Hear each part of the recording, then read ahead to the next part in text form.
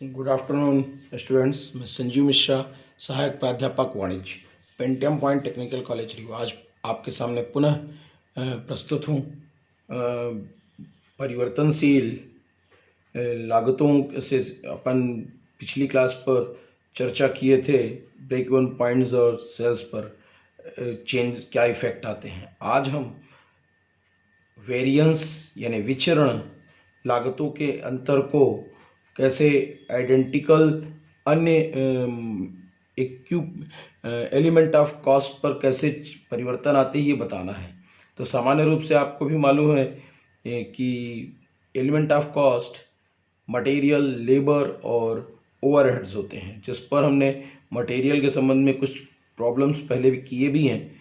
आज कुछ ऐसी भी एक्टिविटी करते हैं जिसमें प्रोडक्शन तो हम कुछ अतिरिक्त इकाइयों की करते हैं, पर सामान्य रूप से उसमें परिवर्तन भी आते हैं। वो परिवर्तन ऐसे कि हमने सोचा तो कुछ और था, पर उनमें प्रोडक्शन में आखिरी में जब रिजल्ट एनालाइज किया जाता है उस टाइम पर उसमें एक्चुअल में 10 to 20 या 30% तक का एरर वेरिएंस इन्वॉल्व हो जाता है।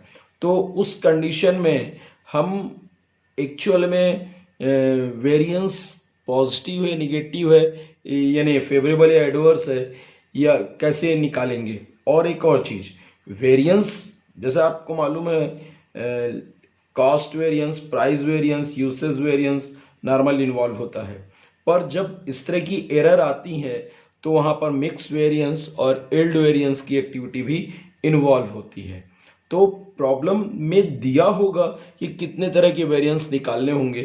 आप बेफिक्र रहें, अगर सिर्फ बोल रखा है वेरिएंस तो आपको केवल और केवल उन प्रॉब्लम्स में कॉस्ट वेरिएंस, प्राइस वेरिएंस और यूसेज वेरिएंस को के आधार पर ही क्वेश्चंस हल करने होंगे। तो आज हम एक क्वेश्चन ले रहे हैं, उसके लिए मैंने फॉर्मेट बनाया, एक्सरसाइज का ही क्वेश्चन है। फॉर्मेट इसलिए बना लिया कि बड़ा था और उतना टाइम अगर मैं इस पर यूज करूँगा तो काफ़ी सारा टाइम जो है हमारा परफॉर्मिंग बना जाएगा। तो हमने क्वेश्चन के आधार पर स्टैंडर्ड जानकारी दी है, एक्चुअल दी है, स्टैंडर्ड क्वांटिटी दी है, ये निकालना है। क्योंकि हमारे पास मटेरियल मिक्स वेरिएंस और यील्ड वेरिएंस की एक्टिविटी है, तो ये फॉर्मेट अलग से इन्वॉल्व किया। मैंने मटेरियल लिखा है MRN, दी हुई जानकारी के हिसाब से सवाल से मैं ये लिखे ले रहा हूँ।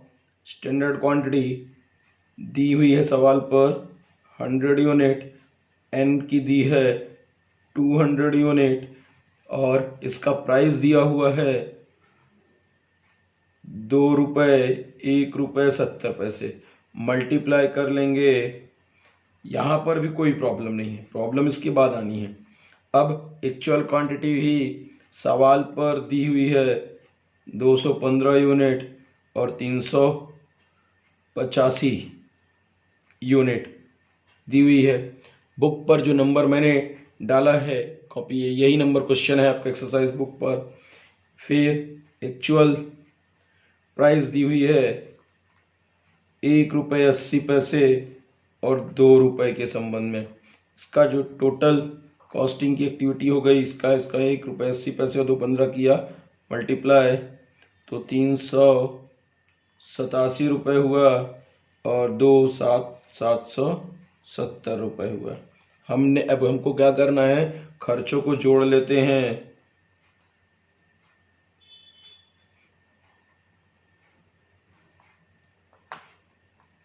यहाँ पर 300 इन्वॉल्व हो गए, यहाँ पर 540 हो गया।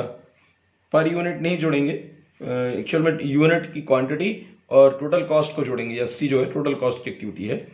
ये 600 हुआ, यहाँ पर ये हो गए 1157 की एक्टिविटी।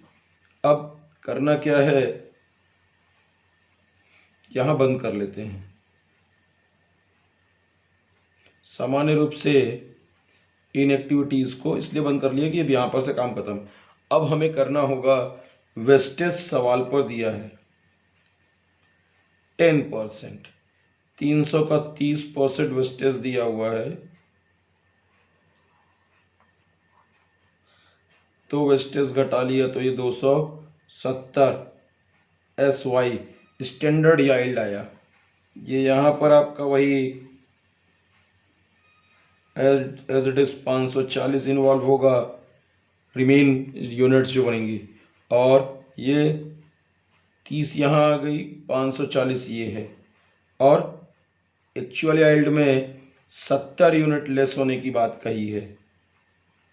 70 यूनिट, तो 60 का 70 यूनिट लेस हो जाएगा कितना,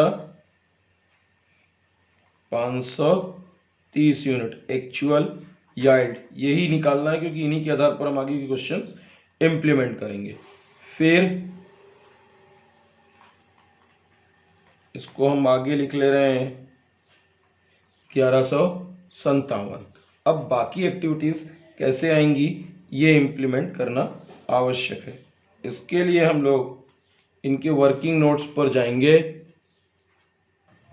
तो देखिए RSQ कैसे आ रहा है, इसको निकाल रहे हैं हम। RSQ के लिए इम्प्लीमेंट करते हैं, स्टैंडर्ड क्वांटिटी हमारी 100 यूनिट दी है M के लिए,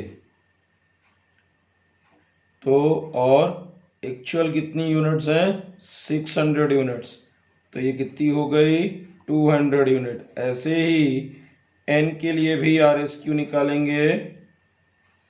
अभी 200 है 300 पर, तो 600 यूनिट पर कितना होगा, 400 यूनिट।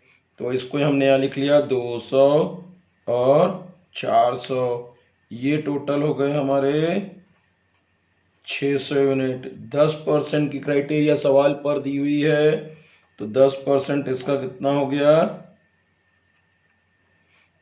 600 का 60 यूनिट, कितना बचा, 540 यूनिट।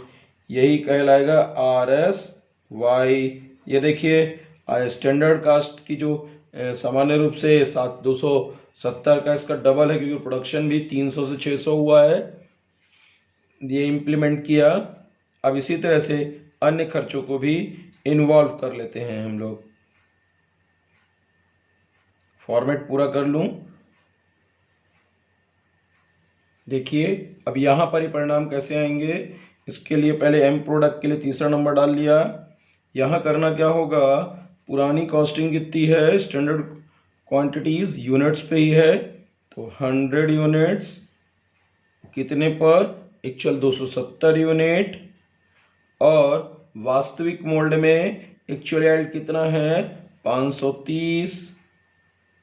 ऐसे ही N प्रोडक्ट के लिए भी निकालेंगे, 200 बटे 270 गुणे 530। कैलकुलेट कर लेते हैं, 0 0 काट दिया, 53 2, मतलब लगभग पूरा नहीं आएगा, 196.3 आया, 392.6 आया। इन दोनों को हम जोड़ लेते हैं, इन दोनों को यहाँ लिख लेते हैं, 196.3 392.6 जोड़ दिया, 588.9 आया, 588। अब इसी को भी यहाँ भी लिख लेता हूँ, इसको 590 मान सकते हैं यूनिट, यहाँ पर लिख दिया हमने। अब इसी तरह से इसकी कॉस्टिंग को भी इम्प्लीमेंट कर लिया जाएगा।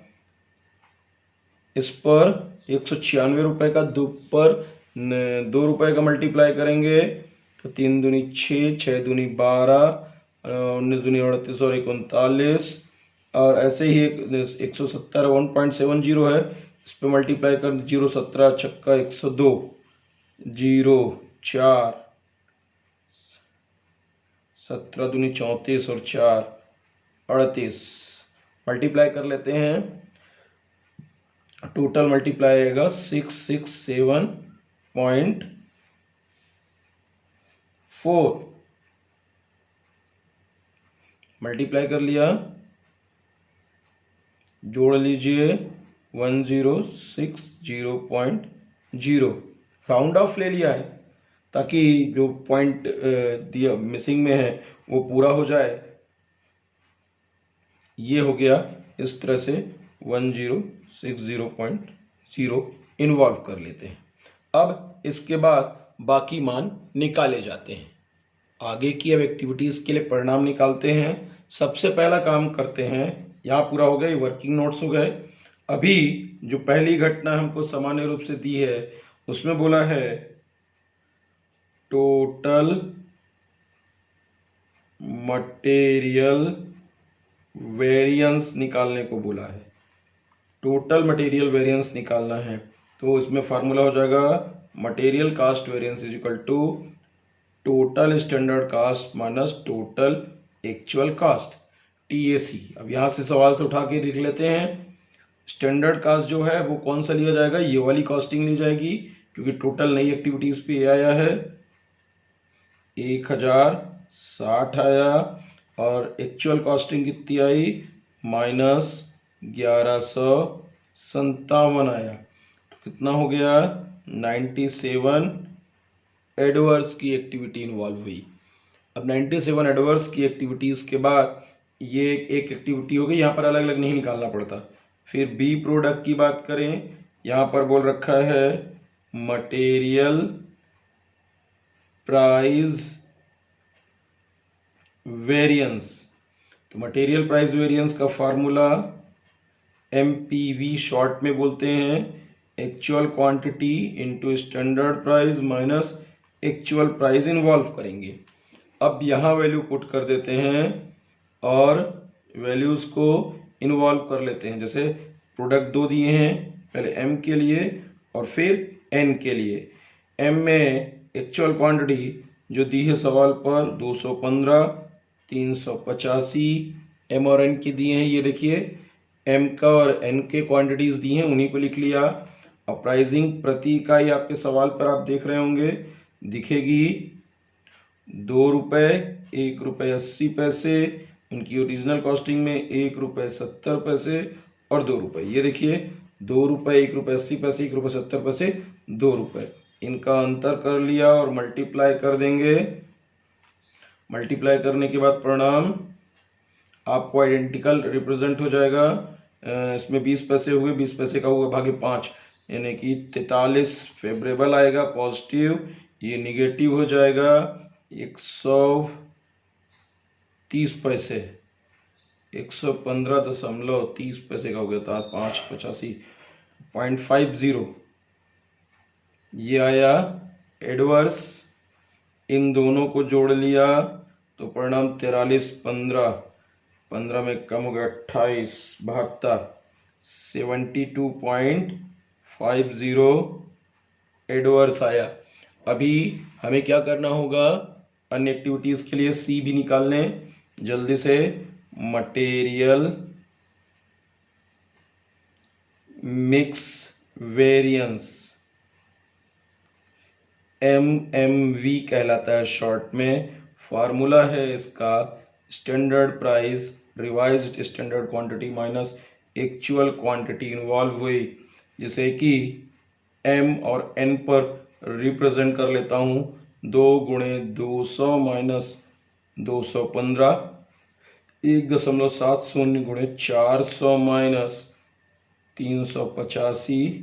वैल्यू पुट किया, मल्टीप्लाई कर लेंगे, 15 दूनी 30 एडवर्स आया, 15 पॉजिटिव हो, 15 गुणे 1.7 25.50 फेवरेबल हुआ। अभी ऐसे ही D सेगमेंट निकाल लेते हैं।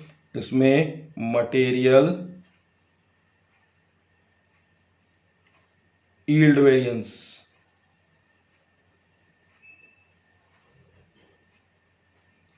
MYV निकाला जाएगा।